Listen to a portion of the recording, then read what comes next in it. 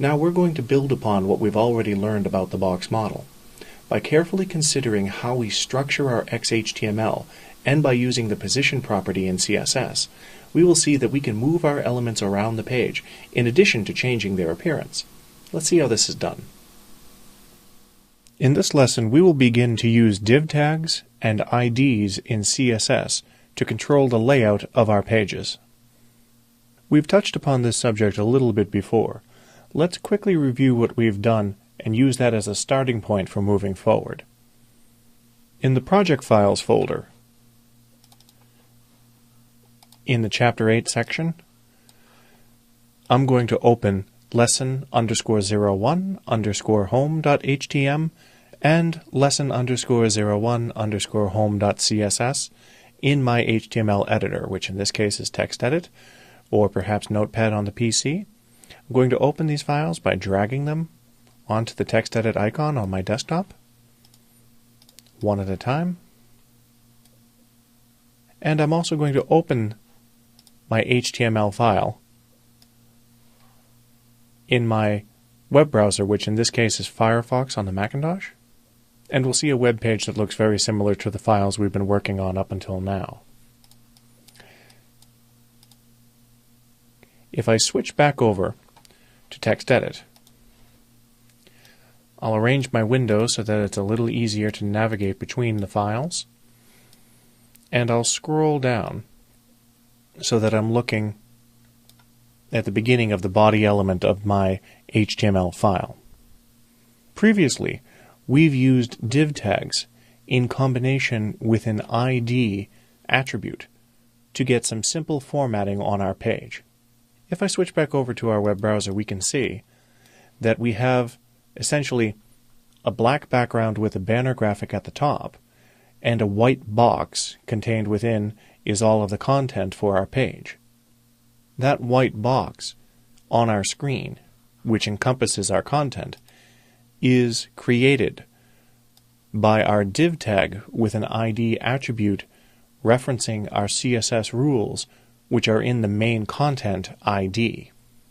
If I bring my CSS file up and scroll down, I can find a section dedicated to layout formatting, and I know that quickly because we took the time to comment our code so that we could quickly open up a document and jump right to a part of the file that we're interested in, just like we did right now.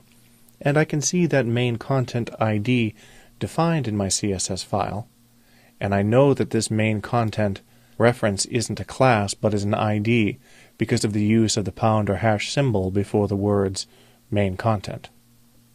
Now what we would like to do in this lesson and in future lessons throughout this chapter is begin to change the way that our page is laid out. Up till now we've been looking mainly at formatting. We haven't been looking at positioning.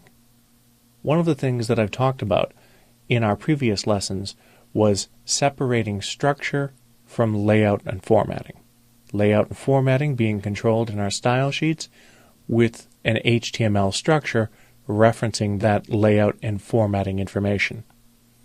What I want to do now is I want to introduce another element into our HTML file so that we would have on our page not just a single white space containing all of the content, but a secondary column positioned to the right of our main content column. If I switch back over to our web browser, we can see our page has no right-hand side column. I want to bring a right-hand side column in right next to this white space. Well, to do that, the first thing that I'm going to do is I'm going to define a CSS rule that will govern the attributes of that element, and then I'll create a div element which refers to that rule. So I'll switch back over to our CSS file, and immediately underneath the main content rule, I'm going to create another rule. I'll add a few more returns here on my screen to create a little bit more space, and I'm going to decide to name this side space side content, and I'm only choosing that name because we're using main content as the name for where the main body of our page will be contained. So it seems reasonable to me that we might name our side column side content. You can name it anything you like. As long as it makes sense to you, any name that you like is perfectly fine. But try to give logical names and consistent names to your CSS rules. You'll help yourself and anybody else that you work with by doing so. Now I'm going to specify a few properties for this new side content ID so that my side content ID will have a smaller width than my main content ID, which right now is filling the screen, and I'm going to give it a different background color, a bit of a shade of beige, and I'll add a little bit of padding to it. So to do so, we'll use the properties that you've seen before, such as background color, and in Photoshop I looked up a shade of beige for which the hexadecimal value is FC, FC, F5, and I'll assign a width to this div of 200 pixels and a padding of 5 pixels. Now from the File menu, I'll save my CSS file and switch over to my HTML file. And we saw in our web browser that the main content of our page is encased inside that white box, and that white box is defined by this div element, which I'm highlighting in blue, in our HTML file, which I can see ends immediately before the closing body tag, main content div, spanning almost the entire length of our HTML file. I want to know where that div tag ends, because I don't want to create my div tag with the side content ID reference within that div tag. I want to make sure that that div is completely separate from my main content div. So after my main content div, I'll type another div tag and close it as soon as I create it. And then within the opening div tag of this new div element, I'll create an ID attribute,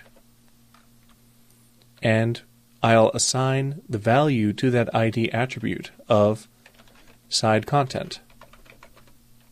Now I'm also going to populate a little bit of copy inside this side content div, just so that I can see something on the screen, until I have copy that I actually want to put into that space. So for right now, I'll create a new paragraph element. And within that paragraph element, which I'll put on 2 separate lines to make it a little easier to see, I'll add a little bit of placeholder text, which graphic designers often do, such as lorem ipsum dolor et al. And now I will save my HTML file from the File menu, or hit Command S, Control S on the PC, switch over to my web browser, and hit the Reload button. Now, immediately after my main content div, I see what will become my side-positioned side content div, which has a little bit of padding inside it, which you can see immediately to the left of the L in lorem, which we don't see in our main content div. And I can see that unlike our main content div, this div tag has a fixed width of 200 pixels.